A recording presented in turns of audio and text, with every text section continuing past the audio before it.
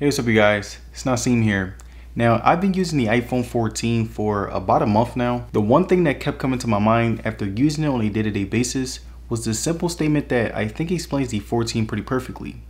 And that statement is, I think that the iPhone 14 is one of the safest phones that Apple has ever done. And I say this because, if I'm being honest, the iPhone 14 feels exactly the same as the iPhone 13, even after a month of using it. And even though both of these phones were very identical, the benefit is that you know what you're getting. Just like the iPhone 13, we know that the iPhone 14 has a really nice display. We know that it has a very powerful processing chip. We know that it has a really good battery life, and we know that it has a very durable build quality. But one thing that's not really beneficial to the 14 is that there's no change at all. All of the people who are waiting for the 14 thinking that it has something special to offer will be disappointed. They also didn't improve the refresh rate, which is a big deal because a lot of people were trying to trash Google, but please give that same energy to the iPhone 14. And they still have the same exact notch, and they didn't change the overall look, so there's not much innovation. And even though this phone is exactly like last year's phone, it's still really good, but to be honest, it is a cash grab, and I'll still give you my experience with it, even though it's the same phone. Now, something that I really liked about the iPhone 14 was how well it was able to run the latest versions of iOS. While I was using my 14, I was on iOS 16, and it handled it pretty precise even after a month of use. There were no lags, everything felt buttery smooth, and it gave me a very premium feel. Just like the iPhone 13, the 14 was able to handle power-heavy apps really well. Whenever I would play power-heavy games, I rarely got any lags, which was a really good sign. But besides that, it still had those premium iOS software features like iMessage, FaceTime, and all of those premium iOS apps that many people use. It still had that iOS smoothness that was a joy of using, and if you are considering getting this phone, then using less power heavy apps will improve the performance and minimize those minor bugs once it gets hot. Now, the iPhone 14 has a 6.1-inch Super Retina XDR display that gives off a very premium feel. Something that I really liked about the 14 was how it looked. The smoothness again was mid because the display is 60 Hz, and this was something that still really bothered me because it's time for them to change. Scrolling through the OS was good, but again, we need a higher refresh rate. Now, something that I really liked was that it had the exact same display as the 14 Pro, which made the viewing experience much better. Whenever I would watch a video, I loved how I had no trouble seeing anything, even if the screen was farther away, and I really appreciated how it wasn't too big to the point where it was a struggle to grip it with one hand. The responsiveness was pretty precise. Again, it basically was as sharp as the 13, which really gave it a premium feel and made me appreciate the fact that there was a redeemable quality. Now, the brightness was really good if I'm being honest. It wasn't the greatest, but I will say that it was able to hold its own weight when compared to other smartphones in the market. Now, the last thing that I liked about the iPhone 14's display was the overall viewing experience, which was really good. The resolution was sharp, the colors were vibrant, and the size was big enough to make it a really great experience. And to show you guys what I mean, here's an example of me playing a game and watching a video.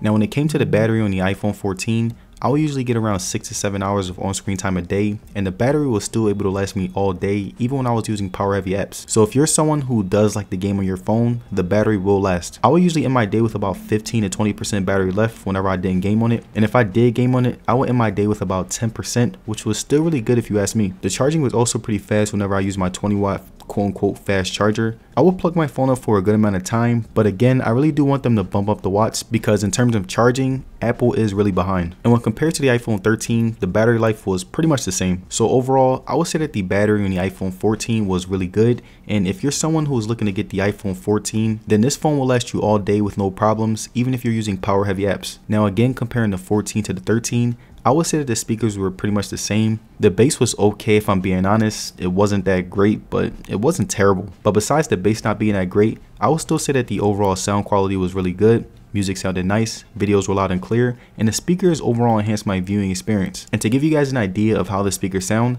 I'm going to play a video so that you could just see how loud they are.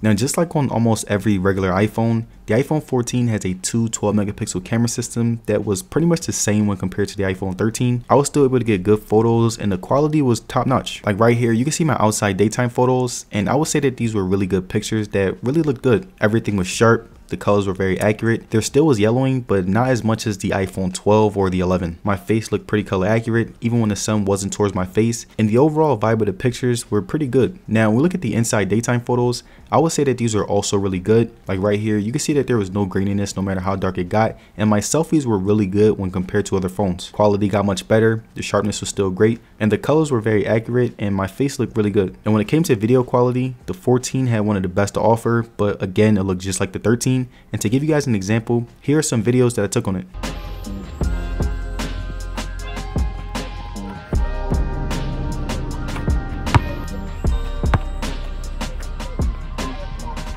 So here's the final question.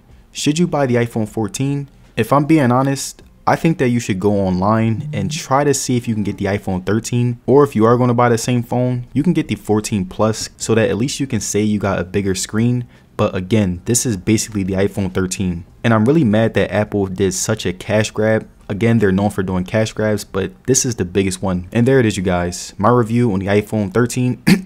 My bad, 14. Now let me know down in the comments, would you buy the iPhone 14? Let me know. And if you guys made it to the end of this video, I would like to say thank you for sticking around, and don't forget to like the video and subscribe. It will be very appreciated. And as far as social media, you can follow me on Twitter and Instagram, and I will see you guys on the next one. Peace.